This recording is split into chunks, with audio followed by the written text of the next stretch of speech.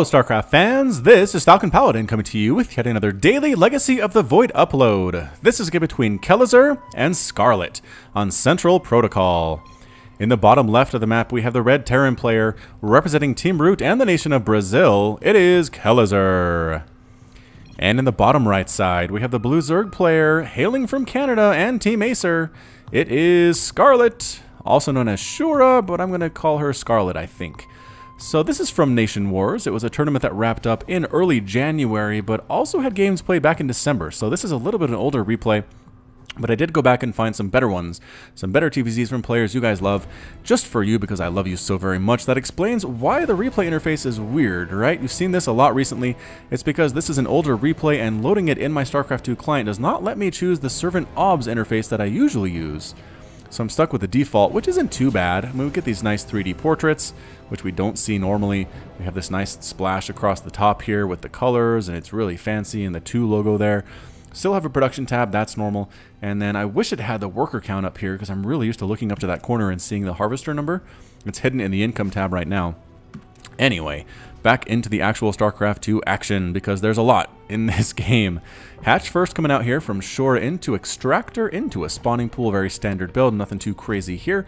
Kelazhur is going for a Rax Expand here, 1 Rax Expand, getting that command center. What you have to worry about here as Terran and Protoss are these rocks that lead right into your main base.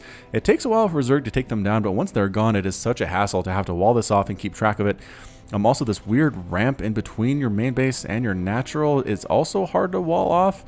So, I mean, just kind of a weird place. Terran and Protoss tend to be a little bit more aggressive on this particular map. Just because if they're not, Zerg can harass them from every angle and it really causes them a bad time. So, Overlord is heading on in. The Marine going to go ahead and shoo it away. Say, shoo, shoo, Overlord. Get on out. Look how blue this stuff is. Why is it so blue? And the reds are even kind of popping for the Terran player. I don't think I turned up my color saturation. I may have, but I don't think I did. Again, this was just played in Nation Wars. I'm not sure why this blue is so heavily saturated. I'm not sure if you can see it either on your monitors, but to me it's crazy. Scarlett's concerned about something. Back rocks, frowny face, winky tongue. That's a weird emoji. I don't know what that's supposed to be.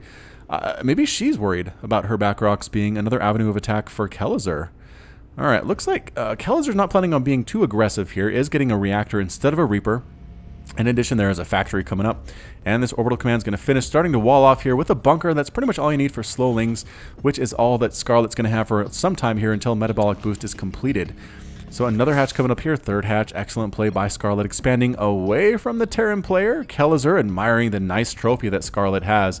Aw, look at that, nice trophy. Winning it in an LOTV online tournament anybody can sign up for. You'll play against players of your own level. It is single elimination.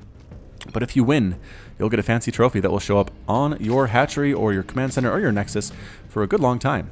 So hey, can Scarlett not see that? Maybe she can. I didn't notice it until now. Either way, fun stuff. So as Zerg, you don't really want to expand closer to your opponent. We saw a previous match where Scarlett played against Marine Lord, and she did actually expand towards her Terran opponent and kind of got punished for that. So expanding away just means it's farther for the Terran to get out there and harass your stuff and get all the way back to their main to defend if they need to. And also doesn't let them march up here, kill this base, and then continue marching and kill this base. It's kind of a more difficult plan of attack for the Terran. The Ling's going to try to knock down these rocks. Look how blue these dudes are. That's so much blue. I don't know what's going on. I'm not going to let it distract me anymore. There are Hellions on the way. Scarlett is also getting a Baneling Nest, and Kelazhur with a Liberator in production. So we'll see how these Hellions can do. Oh, face full of flames to these Lings. Are they going to live? Yes, just barely. Just barely surviving. But again, the Lings themselves running around, there are not enough to take care of this number of Hellions. Queen getting some stabby stabs off. There are no drones for these guys to roast up, so they back on out and meet up with their friends coming from this other area here. They do catch a Ling with their flamethrower attack. What's that called again? Infernal Flamethrower. Another couple Lings get cleaned up. They're trying to run here, and I think they're trying to rally over to this left side, but the Hellions are just meeting them right in the middle, saying, "No, sir, you are not taking the quickest path between point A and point B. As a matter of fact, what are you doing over here?" Is Kelazhur going to investigate? He is. He's going to head right on over and see these Banelings morphing in. Going to tell him what's going on. The Hellions need to get back for base defense immediately. The Lings come in and... Oh! The Lings do trap every single Hellion here. That is not a good look. All the Hellions end up falling. The Banelings rolling on up. They're going to try to crash down this bunker. They're coming to repair the SCVs, but they are too late. And the Lings are inside the main base here. Hellions on the back are trying to roast up as many as they can, but so many SCVs are dying. Meanwhile, this Liberator is up with 3 kills now. It's killing eggs, forcing a full evacuation of everything there. Meanwhile, Lings are getting cleaned up here by Hellions. There are 4 Hellions. That's a good number. A bunch of Lings here retreating, waiting for reinforcements. Are there enough Lings to make things happen? The Liberator continues to kill stuff, up to 6 total kills at this point. But the Ling count pretty high as well. Come from the left side and the right side. Can they pin these Hellions in? They're going to try to do it. They do pin 1 and then let them go. Hellions are dying, but SCVs helping as well. A lot of Lings are falling, more and more SCVs falling as they fight for their future, and they do finally clean up the Zergling infestation. The Liberator ended up with 8 kills. Were all those larvae? Because I don't think units killed. Yeah, Kelazhur hasn't killed any workers. So those must have been all larvae and eggs that the Liberator killed. That is interesting. I don't know if I've ever actually seen that before. Another group of 4 Hellions is heading out. 6 total Hellions, on my apologies, to do some more harassment here. It is 56 to 55 total supply. 35 to 41, 43 Harvesters. Scarlett's in the lead, but again, Mules are good. And this income tab should show us that, yeah, the Terran player is keeping tabs, keeping right up with the Zerg player here. Hellbat transformation with a Liberator. Interesting combination, pretty strong.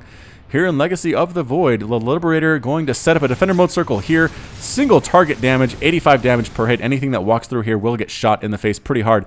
Hellbat's trying to chase down these Queens. This Queen standing and fighting both of them as well, but they're escaping with no hit points at all. And these drones running for their lives as well. They need to run far and far because these guys are transferring back into Hellions, and they are fast. Oh, no, Scarlett! Oh, Scarlett, another great drone massacre of 2015 or 16. This Hellbat does finally chase down the Queen, but every single drone here is going to be roasted alive. What a sad feeling there. Lings kill a Hellion in revenge. Creep spread looking A-OK for Scarlett here. And these guys are still alive. These are still Hellbats. They are still tanky. They still do 18 damage here with their napalm spray. Liberator getting some Defender mode shots there, killing herself a Roach. But Ravagers are here, throwing down Corrosive Bile. And the Liberator gets on out. Corrosive Bile does a great job taking down Liberators. And the Queens and the Ravagers take out the rest of those Hellbats that transferred into Hellions for some reason. A single Viking trying to pick off Overlords, and Corrosive Bile takes it down. I don't know if I've ever seen that before. Corrosive Bile taking down a Viking. Usually they're a little bit more nimble than that. Scarlett is going for Glial Reconstitution, +1 missile attack here. 3 more Ravagers on the way. Kelazhur getting everything that he needs. Widow Mines and Medevacs and Marines and Marauders. Combat Shield, +1 infantry armor. Standard stuff. The Overlord, I think, scouted this out. Yes, did scout out this 3rd base. And is Scarlett going to try to deal with it? I think that she is. Ravagers and Roaches coming along this south side of the map. This nice convenient highway that leads on over to the Terran base. Might try to knock down these rocks, this debris. Nope, not planning on doing that. The Lings, meanwhile, are arriving here at the 3rd base. Oh no, Kelazhur losing the SCV, building that bunker, losing the bunker itself. More and more SCVs here are getting taken down. Meanwhile, an attack there, but the Liberator has set back up.